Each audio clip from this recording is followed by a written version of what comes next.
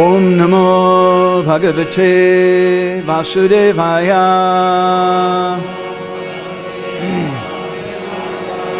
Om Namo Bhagavate Vasudevaya.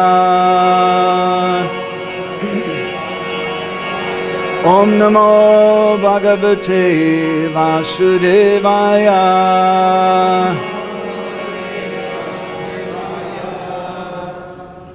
Reading from Grantharaj Srimad Bhagavatam, the king of all literatures. We're reading from Canto 10, Chapter 16. Krishna chastises the serpent Kaliya. So, what have we got on the board? Ittham. We're reading from text 23.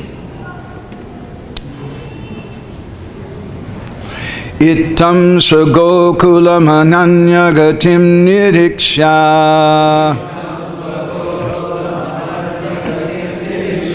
Ittham sva-gokulam ananya-gatim nirīkṣya.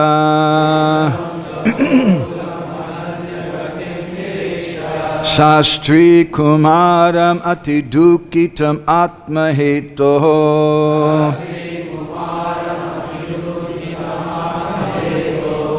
Sa-strī-kumāram ati-duḥkhitam ātma-hetoḥ.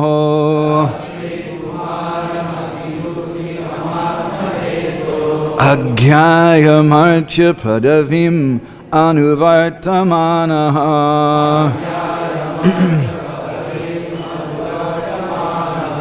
Ājñāya martya-padavīm anuvartamānaḥ.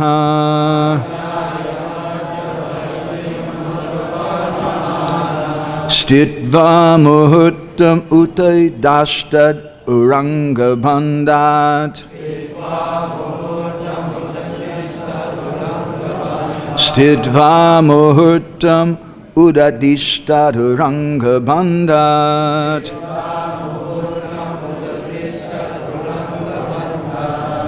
Ittham, in this fashion.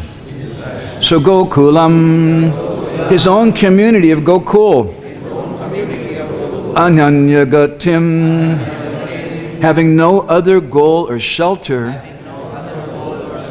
than him. Nirīkṣya, observing. Sa-strī, including the women. Kumāram, and children. Ati-duḥkhitam, extremely distressed. Ātma-hetoḥ, on his account. Ājñāya, understanding. Martya-padavīm, the way of mortals. Anuvartamānaḥ,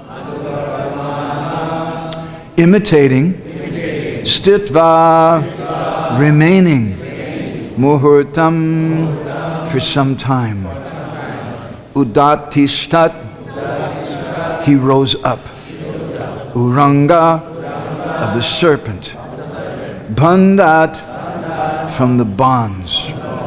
Translation, the Lord remained for some time within the coils of the serpent, imitating the behavior of an ordinary mortal. But when he understood that the women, children, and other residents of his village of Gokul were in acute distress because of their love for him, their only shelter and goal in life, he immediately rose up from the bonds of the Kaliya serpent. Uraṅga-bandhāt uraṅga-bandhāt gopyadakolpavrikṣam gopalagadaratitam yati-singha-gora govinda deshikavaram satatam namami. So we have a number of verses in front of us today. Thank you, Marcia. We have a number of verses in front of us today. And with the blessings of the devotees, I'd like to read them one at a time and make a few comments and things on them as we go along.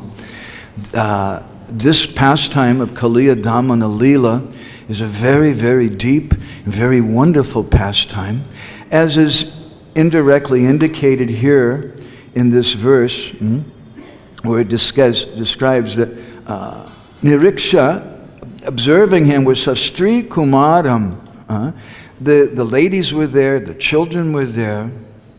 There are two pastimes in Braj in which all the Brijbasis take part. One is Kaliyadamana Leela. And our acharyas have described that this pastime takes place before the Ras Leela, before Krishna is met with the gopis. And there's some feeling which Rupa Goswami describes as purvarag. Some feelings of separation, they haven't met, but they've heard about each other. And the feelings so this is the first time that the gopis have gotten a chance to just sit and look at Krishna to their heart's delight. But it's a mixed feeling of happiness and something very, very terrible, because Krishna is in the coils of Kaliya. So everyone is present at this time. The gopis are there, Nanda Maharaj and Mother Yashoda are there, all the elderly gopis and gopas are there, the cowherd boys are there, the cows of Vrindavan are there. Everyone is present at this time. So, there's many, many things we can say about this pastime, and we have little time. I'm trying to be careful. This pastime is described in Harivamsa Purana, in Vishnu Purana, in Brahma-vaivarta Purana, also by our acharyas Jiva Goswami and Gopal Champu, Kavi Karnapur and Ananda Vrindavan Champu. It's described in many places. And one common thing that you find in all the different descriptions is it begins generally with the words, or paraphrasing the words, Vina Ramena, without Balaram. That morning, Krishna went to herd the cows without Balaram. And our acharyas give some significance to that. And I'd like to suggest that, especially in the verses we're going to be reading today, there's a deep purport to that Vina Ramena, which is answered in these verses. And we'd like to discuss a little bit about that. Vishwanath Chakravarti Thakur, Sanatana Goswami, and Sartha Darshini and Brihad Vaishnav Toshini commentaries, they explain that Mother Yashoda, she called for Krishna. And she said, Krishna, I know you're very chanchala, you're very restless, and you want to go here and there. And if I tell you don't go somewhere, then probably you'll do it anyway. So you can go wherever you like, but I just want you to promise me one place you won't go. Kaliya Damana, Kaliya Hrada. Don't go to the place of Kaliya. And Krishna kind of shook his head. And later, he spoke with Balaram, who's Dauji. He's a big brother. He has a very important position. And Balaram told him, look, I understand. You may go there, but don't go in the water. And Krishna kind of smiled and sort of nodded his head also. And Vishwanath Chakravarti Thakur comments that day, Balaram didn't go because it was his birthday.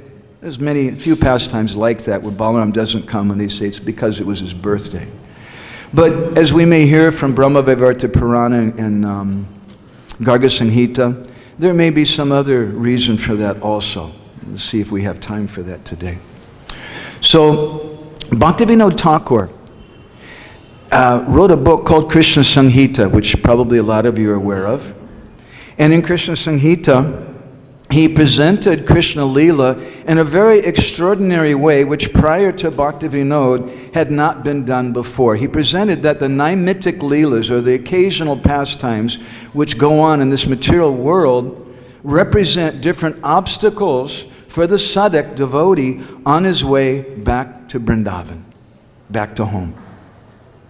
And Kaliya represents, as described by Kavi Karnapur and Ananda Vrindavan Champu, he says that Hridrogam Yomunaya, he was a heart disease in the Jamuna. And that's a very interesting point, because the Jamuna is the life of Vrindavan. Water is the life of everyone. And the Jamuna is the life of the community of Vrindavan. And Kaliya was staying there. So Bhaktivinoda says many things about Kali. I'm not going to go so much in that direction, but just from a strictly linguistic point of view, it's interesting what he says. What does the word Kaliya mean? Kaliya iti kala iya. It's broken up into two words, kala and iya. Kala, according to the Sanskrit dictionary, has a number of meanings. It means night. It means a time of darkness. It means iron, like the age of iron. Kala also means a black, poisonous snake.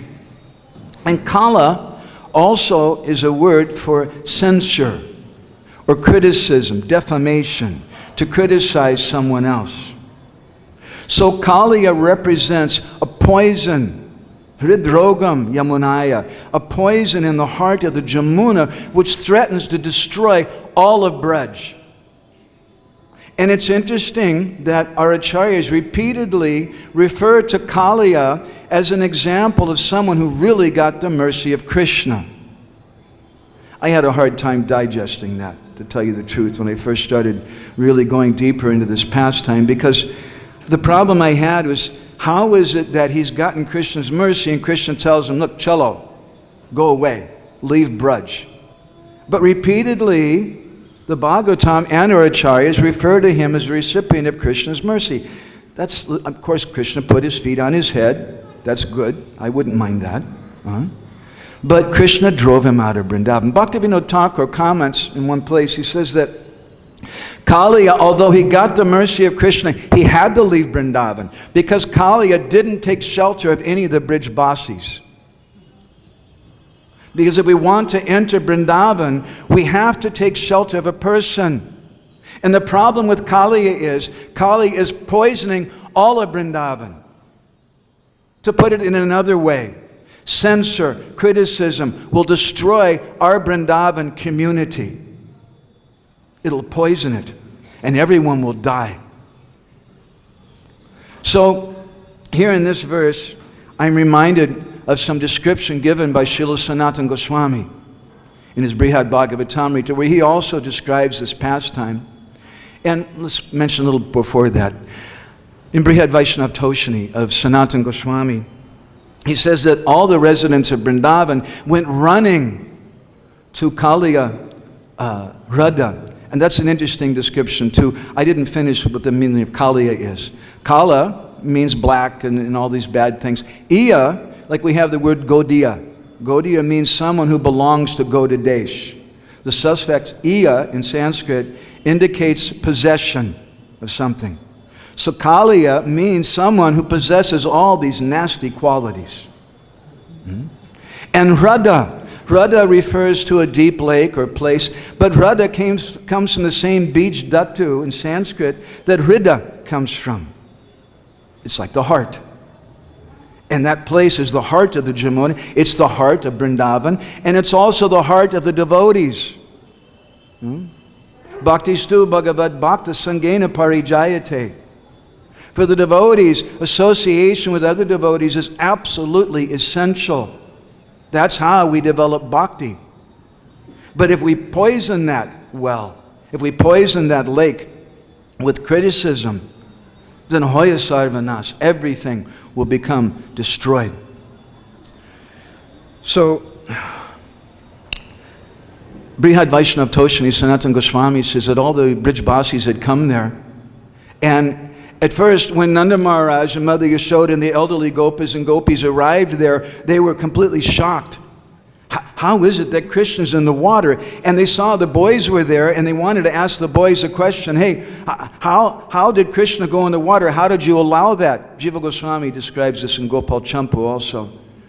And then they noticed the boys weren't replying. And then they noticed the boys were all laying on the ground unconscious. And then Mother Yashoda, Nanda, and others, they became stunned for a moment. And then they all decided, we're also going to enter into the water.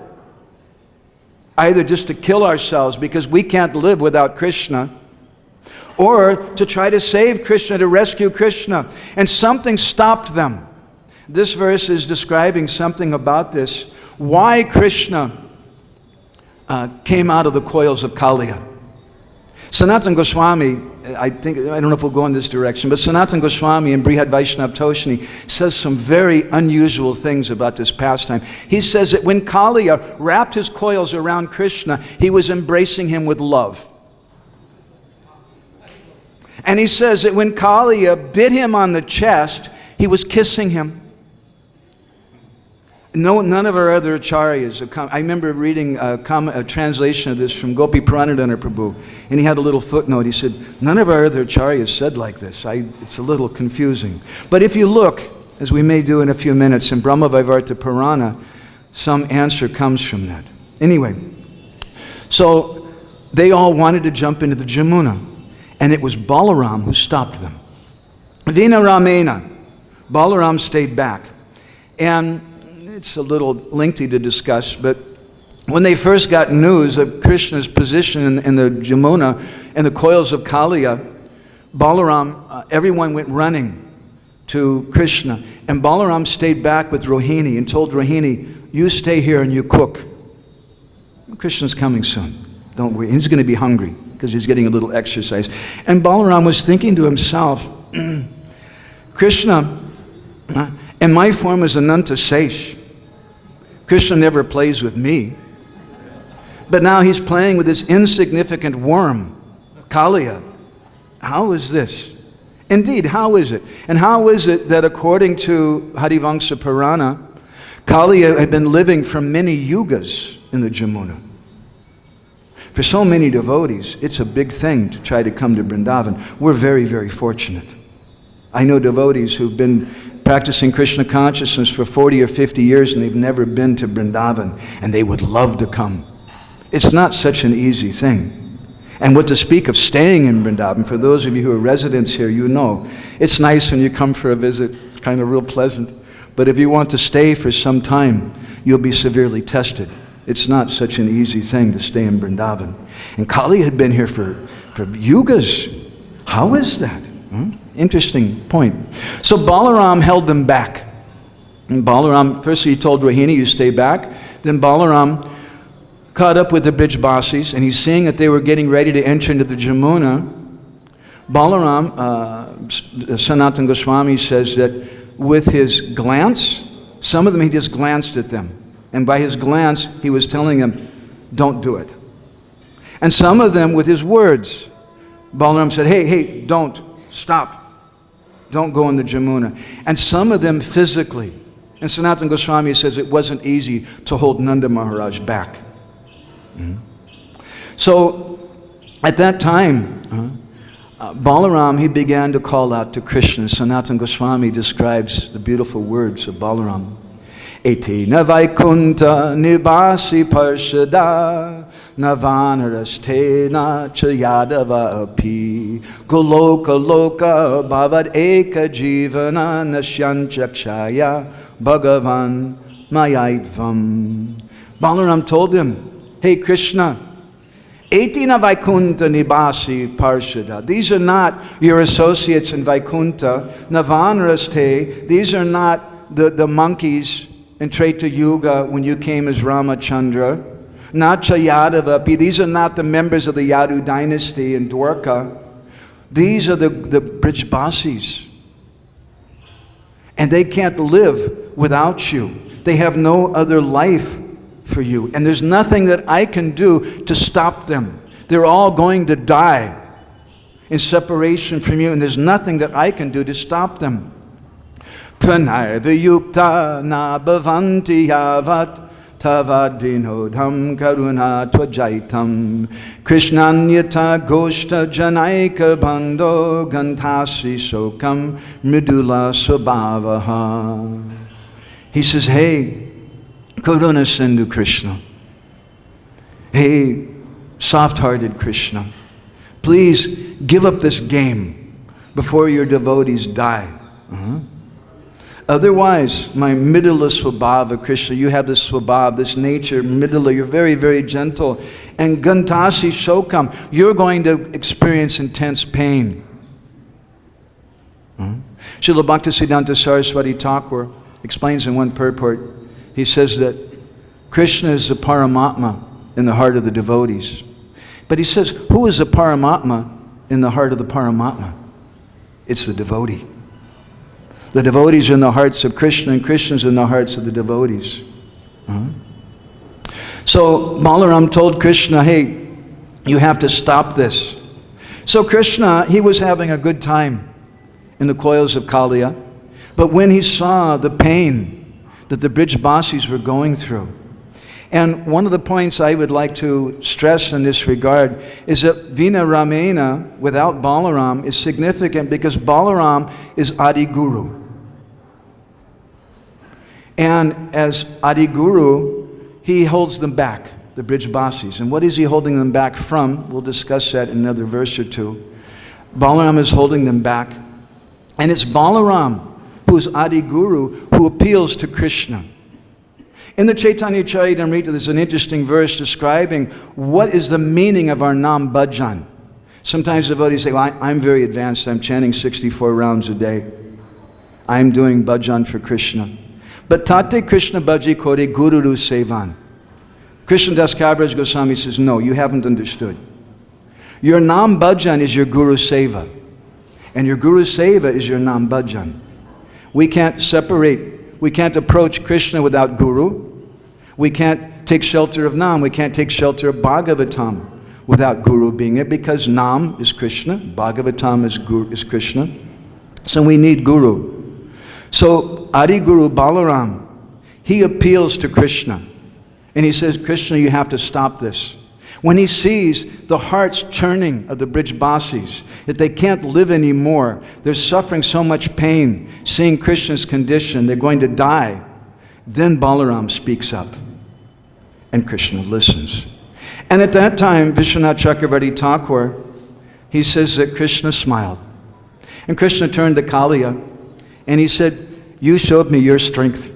Now I'll show you a little of mine. And Krishna began to expand himself just a little bit. And Kaliya, the coils broke open. And Krishna jumped out, as we'll hear in the next verse. Let's go on to the next verse now. I'll just read these by myself because our time's getting short. Text 24. Tat pratyamana vapusasvyatatma bogas. Tat pratyamana vapusavyatitatma bogas. Tatvanumaya kupita swafanan bhujangaha. Tashto swasan trasanat randra visambarisha. Stabdikshano muko harim ikshamanaha. His coils tormented by the expanding body of the Lord, Kaliya released him. In great anger, the serpent then raised his hoods high and stood still, breathing heavily. His nostrils appeared like vessels for cooking poison, and the staring eyes in his face looked like firebrands. Thus the serpent looked at the Lord. Tam jivayad visikaya parilelihanam dve srikvani yadatikara lavishagni dristim kridan amum parisasara yataka gendro badramosopya vasaram prasamikshamanaha. Again and again, Kaliya licked his lips with his bifurcated tongues as he stared at Krishna with a glance full of terrible, poisonous fire. But Krishna playfully circled around him, just as Garuda would play with a snake. In response, Kaliya also moved about, looking for an opportunity to bite the Lord. And here's our BBT purport. Lord Krishna moved around the serpent so skillfully that Kaliya could find no opportunity to bite him. Thus the snake was defeated by Sri Krishna's transcendental agility. I think we'll stop our reading there, and then the Bhagavatam, the devotees can continue with text 26 tomorrow, which has a longer purport, if that's okay. Or should I go ahead and read this, Dharmatma? In any case, this is a very interesting point. Can we have just a moment of honesty here, especially amongst the men? How many men here, honestly speaking, sometimes like to watch like boxing matches or wrestling or fighting things? Raise your hands sometimes. Okay. All right, there's some honesty here. All right. It's okay. You're Hare Krishna devotees. I know, pure devotee. But we like sometimes. That's the nature of men. So I have a question. How is it that Kaliya is so terrible? He was able to fight with Garuda, and Garuda didn't defeat him. That's a little bit of a different topic. But Kaliya is so powerful. The demigods were afraid of him. And Krishna comes, and Krishna just starts going the other direction, and Kaliya loses strength. Can you imagine watching some fight, some boxing match or something, and one of the boxers goes the other direction, and the commentator says, see, the other guy's lost his strength because the other person's gone the other direction. Does it really make sense? I would suggest that it has a deeper purport. And if we look to Bhaktivinoda Thakur's explanation of the meaning of Kaliya Damana Leela, that Kaliya represents this censure, this poison. And Kaliya is poisoning the Jamuna and the residents of Vrindavan, just like the devotees in the devotee community. When we see Krishna being criticized and we see a devotee being criticized, we can't tolerate. And we want to jump in there and fight, isn't it? It's called Facebook. We want to jump in there and fight. We can't tolerate that thing. But Balarama is coming and saying, hey, diddy, don't do this.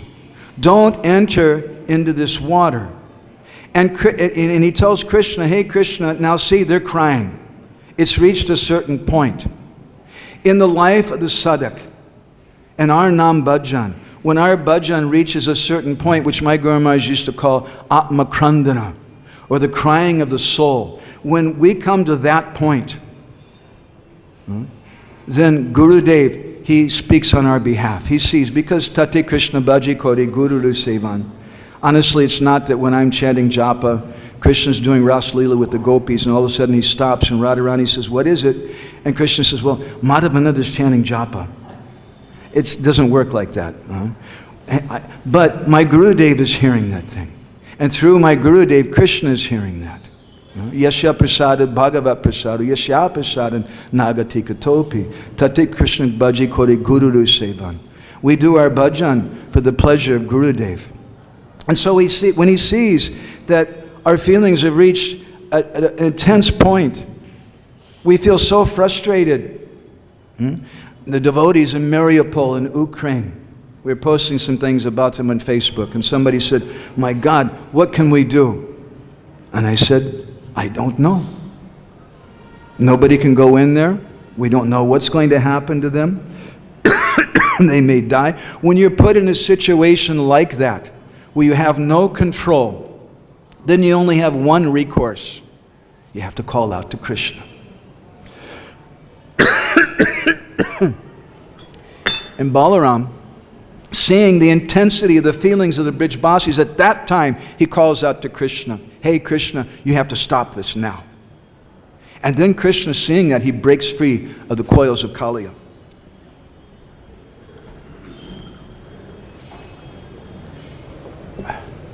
But why does Krishna go the other direction? I'd like to offer you a suggestion. That's about all that I can do in this Bhagavatam class today. But it's a suggestion which is based upon Shastra.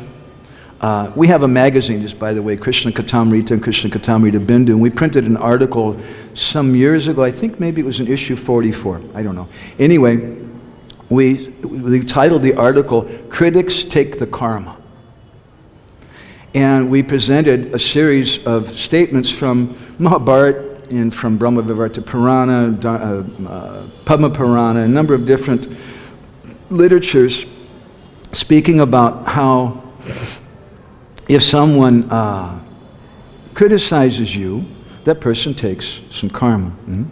So let's turn to the Udyoga Parva of the Mahabharata. This is spoken by Vidura to Dhritarashtra.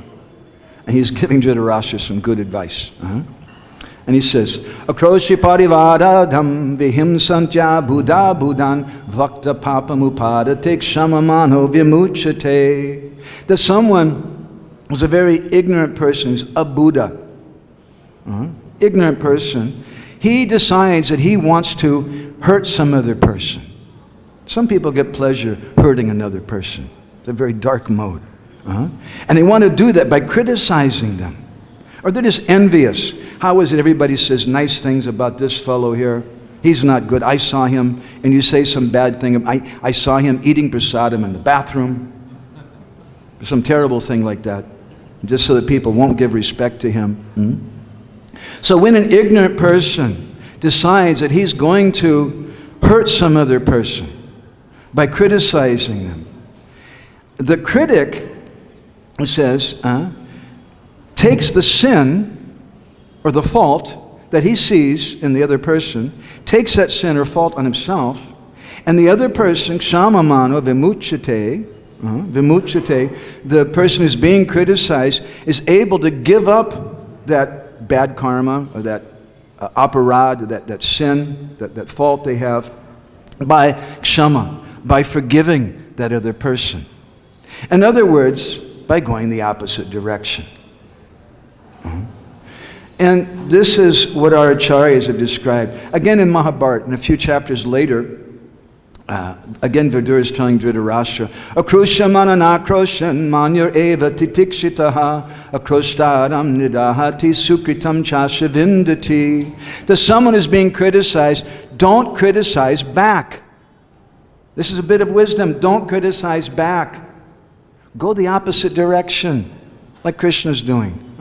Because the pain that you feel when you get criticized, that pain is going to destroy the critic, akroshadam niradahati, and sukritam chasya vindati. Whatever sukriti the critic has will come to you. It's a pretty good deal. If we can just tolerate and forgive that person, or as Srila Bhaktisiddhanta says in one purport in the 11th canto of the Bhagavad-Gita, he says that when someone comes to the path of spiritual life, it's natural they'll be criticized. And he says if the devotee who's being criticized tries to argue back, then he'll fall down and lose his sukriti. Rather, he should be tolerant and accept it, tatenu kampam susamikṣamano, that I deserve this. Actually, I deserve a lot more. I deserve this from my previous bad activities. And they tolerate that. And as described here by Vidura to Dhritarashtra, if they forgive that critic, then your bad qualities, your bad karma goes to that person, and their good qualities come to you. It's a nice trade. So that person we should think is actually our friend. The Naradiya Purana describes papinam papagananam yakaroti naradamaha astitve tulya papaste mityatve dvigunanripa. That it describes, it gives an interesting word for a fault finder. A fault finder is papagananam. Papa means a sin. Ganana means someone who's counting. He's got a little book and he goes around, hey Dharma, I saw that today. Spoke to a girl for more than 5 minutes, okay? And we're marking this thing and that thing. He's a papagananam. He's going around and marking all the faults of all the other different persons. Papinam, papagananam, yakaroti naradama. That person is naradama. He's the worst of everybody. Astitve tulya papa. See now, if the fault you see in that person, if it's actually there, then you get to share it. Whatever bad reaction they would get, that brahmachari, for talking to a girl for more than 5 minutes, you also get the same reaction for finding that fault. But mityatve, if it's not true, if it's just in your imagination, then dvigunanripa, you get twice the result. So Kaliya is a poison that will destroy Vrindavan. Kaliya is a poison that will destroy our movement. Therefore, Srila Prabhupada, he wrote in a letter in 1972, he said, 1974, this kind of criticism and counter-criticism is not good. Those who are advanced devotees try to see only the good that other devotees are doing, just as bees are attracted to honey, while flies are attracted to sores. If we insist on going on the route of Kaliya, then we'll be driven out of Vrindavan. Sooner or later, you won't have a place in Vrindavan. You might have some external place. As Bhaktivinoda Thakur in Abhidhamma Mahatmya says, there's a Prodamaya Shakti, a potency that covers the Dham. And you may be on top of the Dham, but you won't be inside of the Dham. And we could tell some stories, I'm sure some of you could also, about devotees who were living in the Dham, but they weren't in the Dham. So, let's just look a little quickly, I know our time's short, back to some of the things I was teasing you with from Brahma-vaivarta Purana. According to Brahma-vaivarta Purana, Kaliya, he told this to Krishna personally when he began his prayers. He said, Samprapya tvam manum brahman ananta-yadav eva hi tavat tvad bhavanena eva tvad vargoham anugrahat. He said, my dear Lord, when I fought with Garuda, there's a reason why I was able to fight with him for so long. The reason was because Kaliya was chanting Krishna mantra in his mind. What?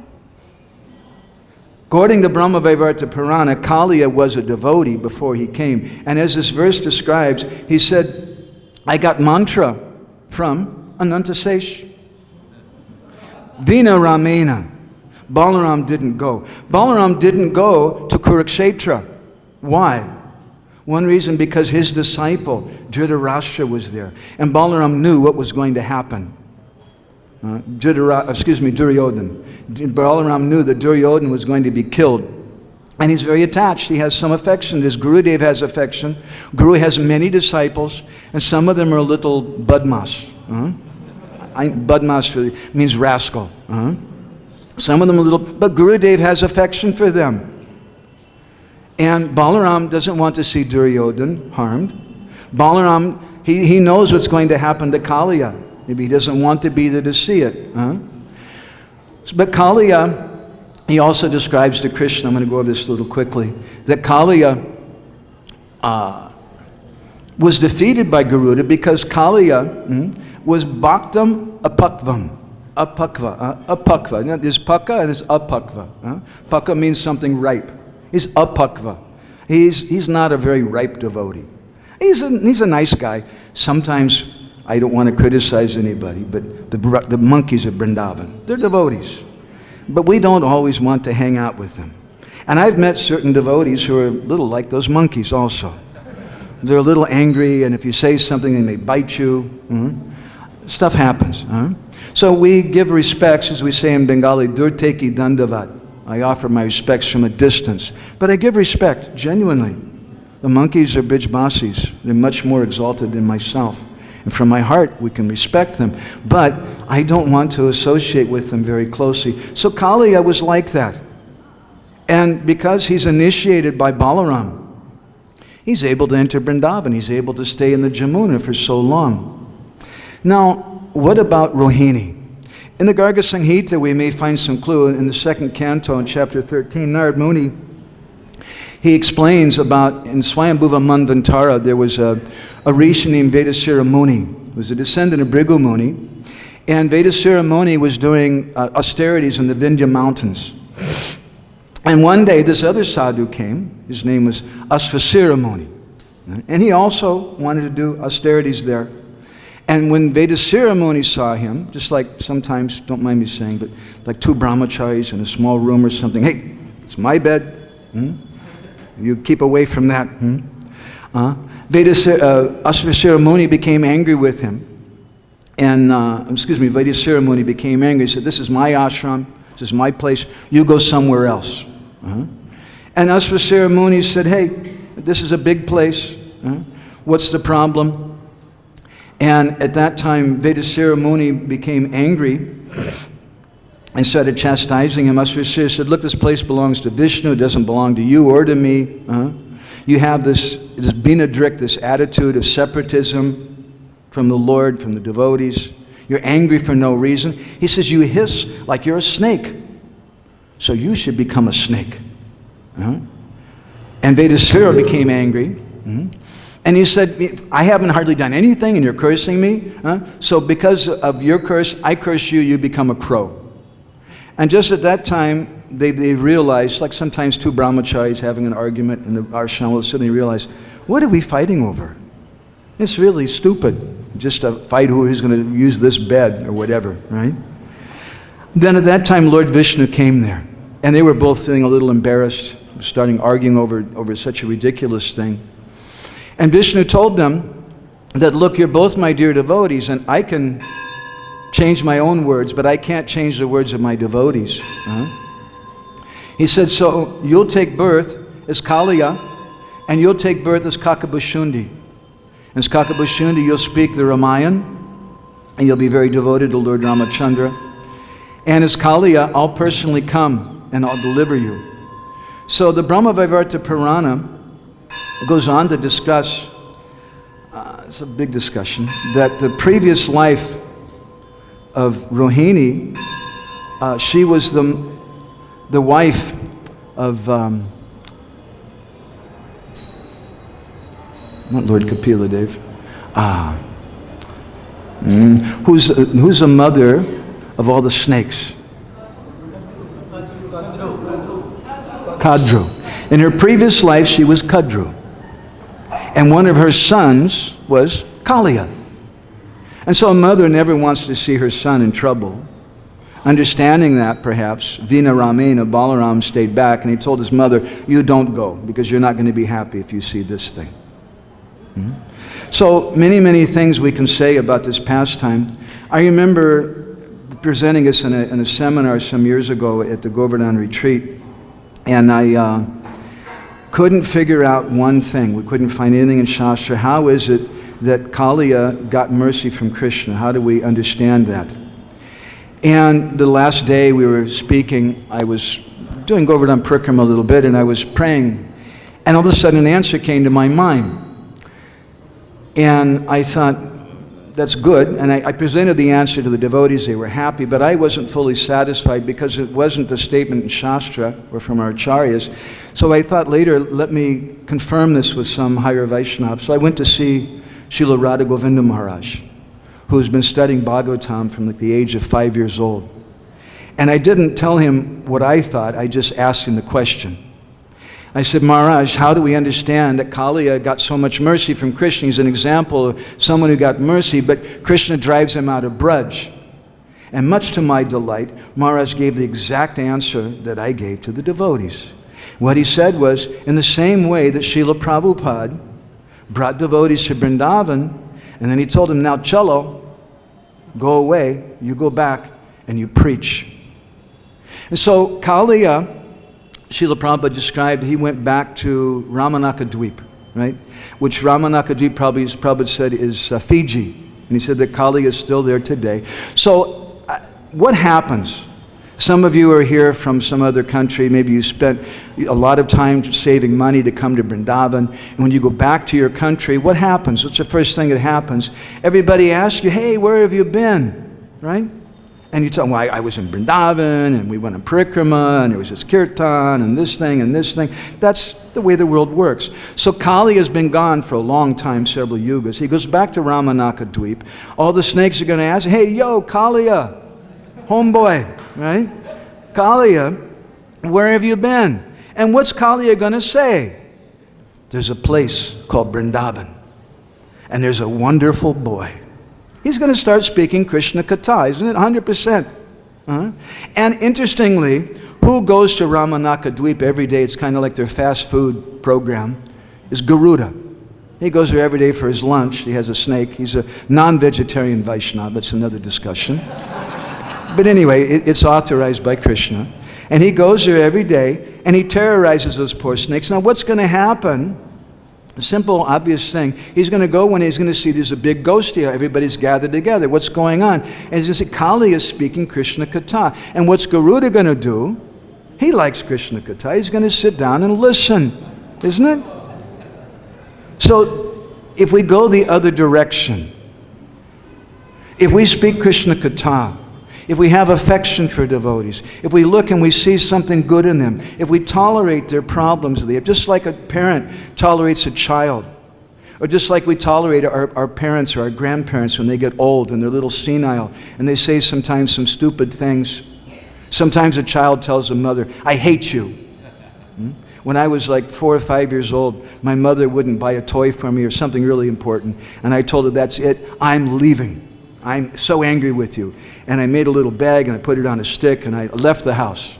My mother used to tell this story, and I came back after 5 minutes. She said, what is it? I said, can you help me walk across the street? So sometimes devotees, we become a little angry like that, and we say something we don't really mean. But just as a parent forgives a child, we should also forgive devotees. Just as Srila Prabhupada forgave so many devotees who did things we don't even want to talk about in this class, but Prabhupada loved them. And we should see that. They have so many faults, but Prabhupada loved them. And if we go like that, we go in the opposite direction, then this poison will be driven out of Vrindavan. And that same poisonous personality may even be given an opportunity to render some service. So I'm sorry for going a little over time. These are some thoughts we had in this pastime today. Panchagoda Prabhu, do we have time for some questions or discussion? If we don't, that's fine. Okay, 5 minutes, boss says. We have 5 minutes if anybody has a reflection. Panchagoda Prabhu? You said something about Krishna going the other way and Kali-yuga defeated him. I don't understand. When did he go the other way? It's described in the next verse. In text 26, it says, yeah. It says in the next verse, let's look here in the Sanskrit. Prabhupada says also in Krishna book, actually it doesn't directly say, does it? That Krishna was moving around, Krishna was circling around him. Yeah, and Prabhupada says going the other direction. Good point. He's a tough guy. Krishna doesn't run away. Okay. Anybody else, any reflection, anything? It's not easy giving class in Vrindavan, my God. You don't know everybody here and you feel kind of like you're going to get in trouble or something, so please forgive me.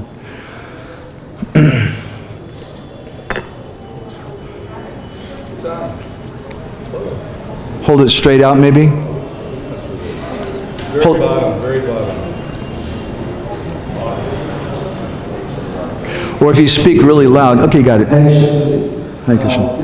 The two pastures of this text, one Agasur and one is Kadya. Oh, I didn't mention the other pastime, did I? The other is Govardhan Dharna Leela.